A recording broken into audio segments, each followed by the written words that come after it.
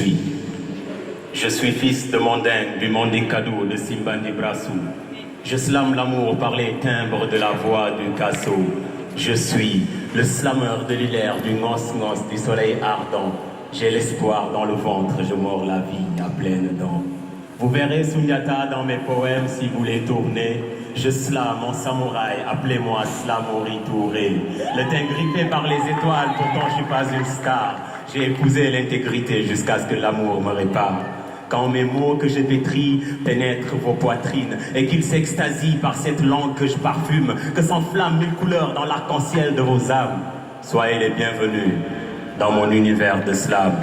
Je suis Dabo Sankadjoula Nafa, le brave marchand à la négoce fleurie. Bonsoir.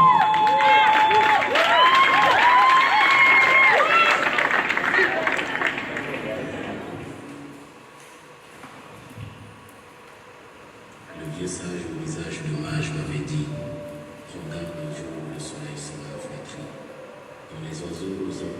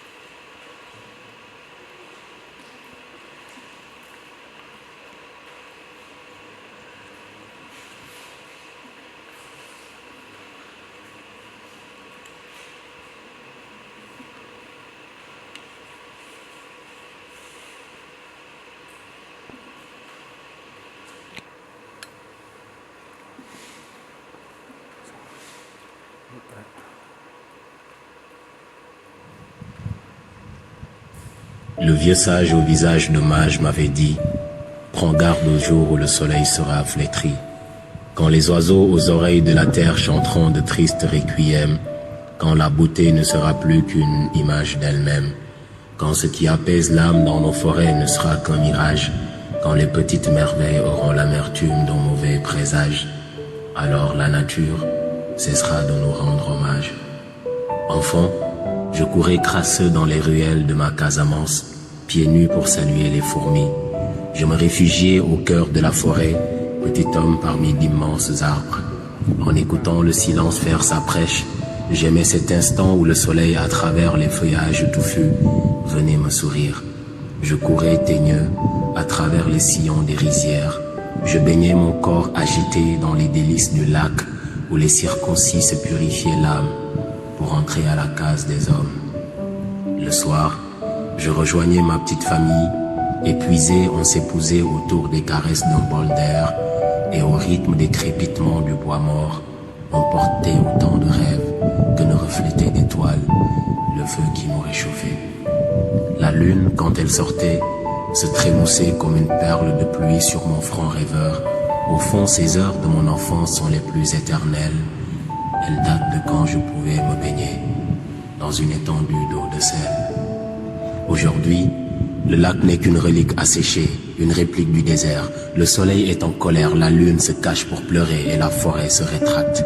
Il ne pleut plus chez moi, il pleure. Les terres ont soif, les hommes sont de tristes argiles imperméables au bonheur. Les greniers sont de maigres vaches et le bétail est une mauvaise récolte. La terre pleure pour que le ciel essuie ses larmes. Dans les nids, les chants se taisent, on est puni de nos propres méchancetés. La somme des risques met nos champs en jachère, et les hommes ne sont riches que du sang dans leurs artères. Ils ont coupé les arbres, tendu les feuilles, scalpé les écorces, extrait la gomme. En pillant la sève, ils ont tué la forêt pour une armoire, un chevet, un lit. Combien de nids ravagés, combien d'oisillons tués, combien de lièvres, de biches éparpillées, combien d'écosystèmes ciblés, perturbés, criblés. Les fleurs forment des rangées monotones. Désormais, l'hivernage n'arrose pas plus que l'automne. La flore tombe et la faune sort avant d'aller vers la tombe, redevenant des personnes. Sommes-nous si mauvais que nous n'avons plus peur de la destruction? Nous sommes les bourreaux de notre propre exécution. Et si ni les oiseaux ni les arbres ne nous créent de compassion, resterons-nous sourds longtemps au souvenir des enfants que nous étions? Chaque soir, assis sur une chaise au balcon de mes 25 ans, je me balance à la musique de la nostalgie et en secouant ma tête, j'attends que le temps me rende les beaux paysages de mon enfance. Demain, j'irai reboiser ma forêt pour espérer qu'un jour mon fils puisse courir dans les ruelles de la Casamance et se réfugier au cœur de la forêt, petit homme parmi d'immenses arbres.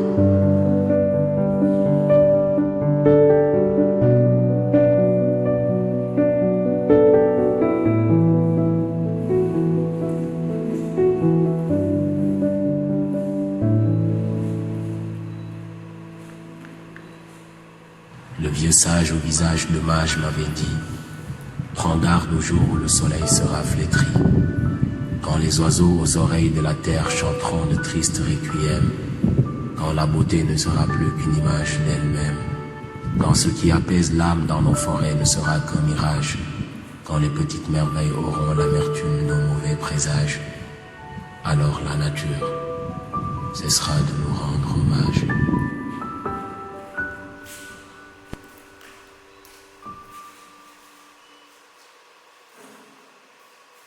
On a donc temps.